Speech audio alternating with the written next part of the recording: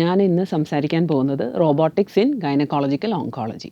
Robotics gynaecological ഓങ്കോളജിയിൽ വന്നിട്ട് ഇപ്പോൾ ഒരുപാട് വർഷങ്ങളായി.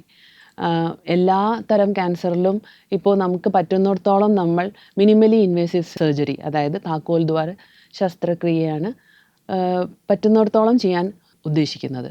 കാരണം എന്താണെന്ന് വെച്ചാൽ easy recovery, patient painless, blood loss കുറവ്, സർജിക്കൽ ടൈം ലെസ്, ഇതൊക്കെയാണ്.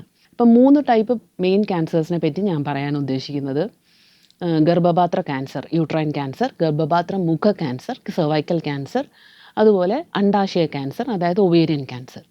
അപ്പോൾ ഗർഭപാത്ര ക്യാൻസർ എന്ന് പറയുന്ന അസുഖത്തിന് ഇപ്പോൾ ഏറ്റവും കൂടുതൽ പ്രിഫർ ചെയ്യുന്നത് തന്നെ മിനിമലി ഇൻവേസീവ്, അതായത് താക്കോൽ ദ്വാര ശസ്ത്രക്രിയയാണ്.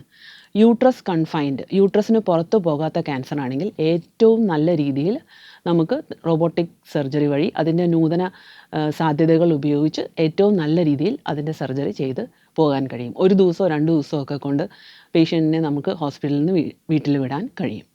അതുപോലെ തന്നെ ഗർഭപാത്ര മുഖ ക്യാൻസർ, അതിനകത്ത് എന്താണ് പ്രശ്നം എന്ന് വെച്ചാൽ അത് പലപ്പോഴും ഡയഗ്നോസ് ചെയ്യുന്നത് ലേറ്റ് ആയിട്ടായിരിക്കും, സെർവൈക്കൽ ക്യാൻസർ. അപ്പോൾ അതിലാണ് അവിടെ പ്രശ്നം വരുന്നത്. വളരെ നേരത്തെ നമുക്ക് ഡയഗ്നോസ് ചെയ്യാൻ പറ്റുകയാണ്, ലെസ് ദാൻ 2 സെൻറ്റിമീറ്റർ ആയിട്ടുള്ള ഒരു ട്യൂമറാണ് എന്നൊക്കെ ഉണ്ടെങ്കിൽ നമ്മൾ ട്യൂമർ വ്യാപനം, അതായത് ക്യാൻസർ വ്യാപനം വരാത്ത രീതിയിലുള്ള നൂതന വിദ്യകൾ ഉപയോഗിച്ച് ചെയ്യുകയാണെങ്കിൽ അതിലും നമുക്ക് റോബോട്ടിക് സർജറി ഉപയോഗിക്കാം. അതുപോലെ തന്നെ ഒവേറിയൻ ക്യാൻസർ, ഒവേറിയൻ ക്യാൻസറിന് പ്രശ്നം എന്താണെന്ന് വെച്ചാൽ ഇതുപോലെ തന്നെ അഡ്വാൻസ് സ്റ്റേജിലാണ് യൂഷ്വലി അത് നമ്മൾ കാണുക. അപ്പോൾ ഓപ്പൺ സർജറി തന്നെ വേണ്ടി വരും.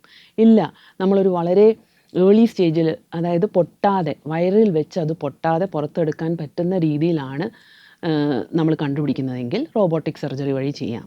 അല്ലെങ്കിൽ ഇപ്പോൾ അഡ്വാൻസ്ഡ് ആയിട്ടുള്ള ഡിസീസ് ആണെങ്കിൽ പോലും നമ്മൾ ചിലപ്പോൾ കീമോതെറാപ്പി കൊടുത്തു കഴിഞ്ഞ് ചെയ്യുമ്പോൾ ഡിസീസ് നല്ലതായിട്ട് കുറഞ്ഞിട്ടുണ്ടാവും.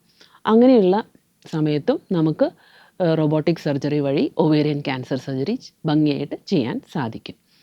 ഇതിൻ്റെയൊക്കെ ഏറ്റവും ഇമ്പോർട്ടൻറ്റ് കാര്യം എന്താണെന്ന് വെച്ചാൽ ട്യൂമർ വ്യാപനം, അതായത് ക്യാൻസർ വ്യാപനം വരാത്ത രീതിയിൽ വേണം നമ്മൾ റോബോട്ടിക് സർജറീനെ ഇവിടെ യൂസ് ചെയ്യാൻ വേണ്ടിയിട്ട്.